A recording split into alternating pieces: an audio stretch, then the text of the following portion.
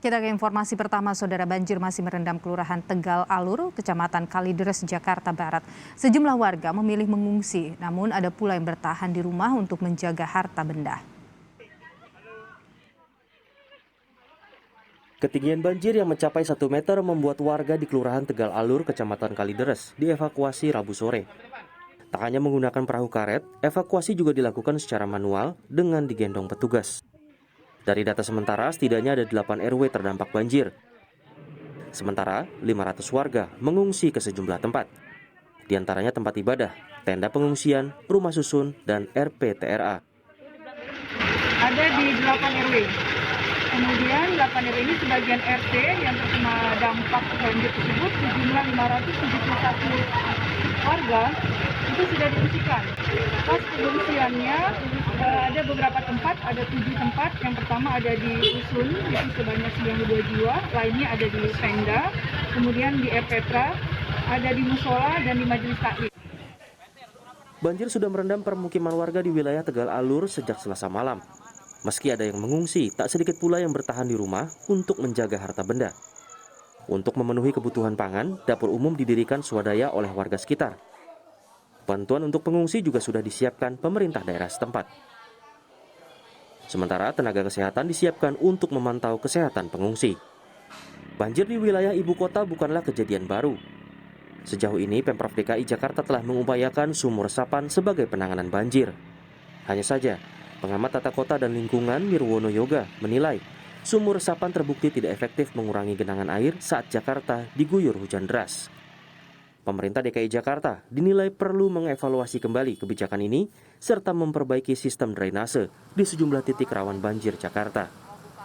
Sistem saluran drainase kota yang masih buruk sehingga banyak mengenangi jalanan. Kedua adalah perlunya pembenahan sungai di mana masih ada beberapa kali yang meluap, dan yang ketiga adalah penataan kawasan pesisir terhadap antisipasi banjir rob. Selain itu, ketersediaan pembangunan sumur resapan di beberapa titik ternyata juga tidak mampu secara efektif mengurangi banjir lokal atau genangan lokal di beberapa ruas jalan. Oleh karena itu perlu dievaluasi kembali oleh Pemprov DKI dalam hal pengatasan banjir. Lalu, apa tanggapan Pemprov DKI? Melalui akun Instagramnya, Gubernur Anies Baswedan menyebut penanganan banjir di Jakarta dilakukan dengan senyap dan tuntas. Anies menyebut prioritas Pemprov DKI dalam menangani banjir adalah memastikan warga aman dan memanfaatkan pemompaan agar banjir dapat surut 6 jam setelah hujan berhenti. Ada 100 pompa mobil yang diaktifkan untuk mengurangi genangan air di titik banjir. Tim Liputan Kompas TV. Dan Saudara, kita akan perbarui informasi soal banjir di wilayah Tegal Alur. Sudah ada jurnalis Kompas TV, ada Valentina Sitorus di lokasi banjir. Valen, selamat siang. Apakah banjir ini sudah mulai surut dan berapa luas wilayah yang kemudian terdampak banjir? Iya, Niluh dan juga Saudara, berdasarkan penuturan dari warga terdampak banjir, disebutkan bahwa air yang mengenangi wilayah di sejumlah RW di Tegal Alur ini disebutkan sudah mulai surut. Jika sebelumnya banjir mencapai 120 cm, hingga hari ini disebutkan tertinggi yakni 80 cm.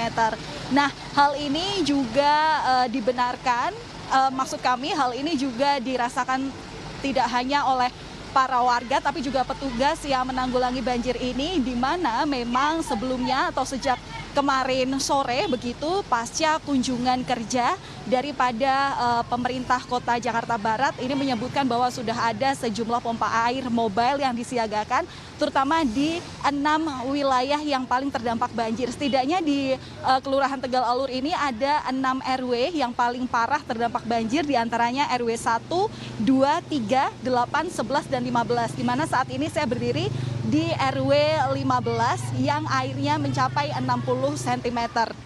Nah, kemudian jika tadi kami melihat bagaimana proses untuk penyedotan air, tadi memang ada petugas dari pemadam kebakaran dan penyelamatan begitu yang memang mereka sudah menyiagakan 2 mobil air di mana setiap 1 menit bisa menyedot 10.000 liter air. Namun hal ini tidak dilakukan mengingat kondisi air yang berada di Kali Semongol ini juga masih tinggi sehingga tidak ada lokasi yang memungkinkan untuk membuang air atau penyedotan air di tempat saya berdiri saat ini.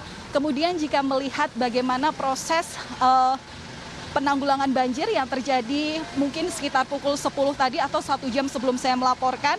Setidaknya tadi sudah ada juga petugas oranye untuk melakukan pembersihan saluran air di setiap lokasi rawan genangan dan juga melakukan evakuasi warga yang ingin melakukan pengungsian di Rusunawa, tepatnya di RT 15 RW 3. Niluh.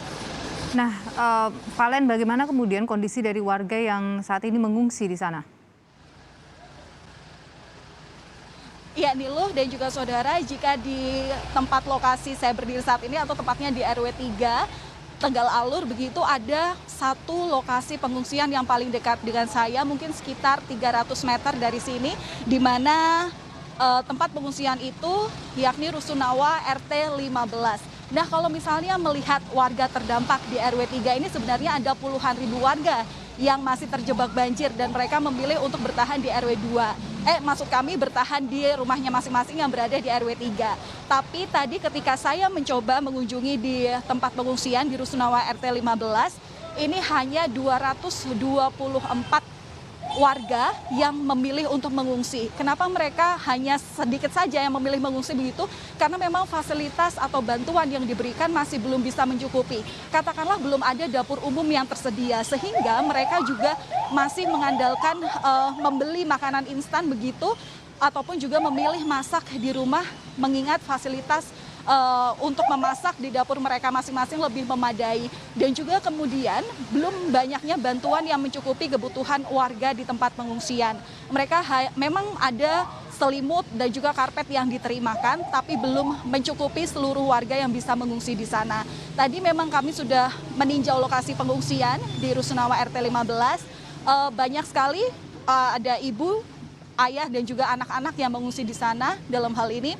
Dan tadi juga sudah dikerahkan pula maksud kami adalah dinas kesehatan yang berjaga di sana, dan tadi kami sempat melihat bagaimana tim dari dinas kesehatan itu melakukan kontrol kesehatan kepada anak-anak dan juga ibu-ibu yang berada di sana sejak kemarin sore. Dan perlu saya informasikan bahwa memang tempat pengungsian di Rusunawa RT 15 ini baru mulai disiagakan kemarin sore pasca Wali Kota Jakarta Barat Yani Purwoko ini mendatangi lokasi ini. Dan tadi ketika saya menanyakan sebenarnya apa saja yang kurang di tempat pengungsian itu, masih banyak yang dibutuhkan, diantaranya karpet, selimut, baju hangat, vitamin untuk ibu hamil, karena informasinya ada 3 ibu hamil di sana yang tentu membutuhkan perawatan dan tentu juga kesiagaan dari tim kesehatan untuk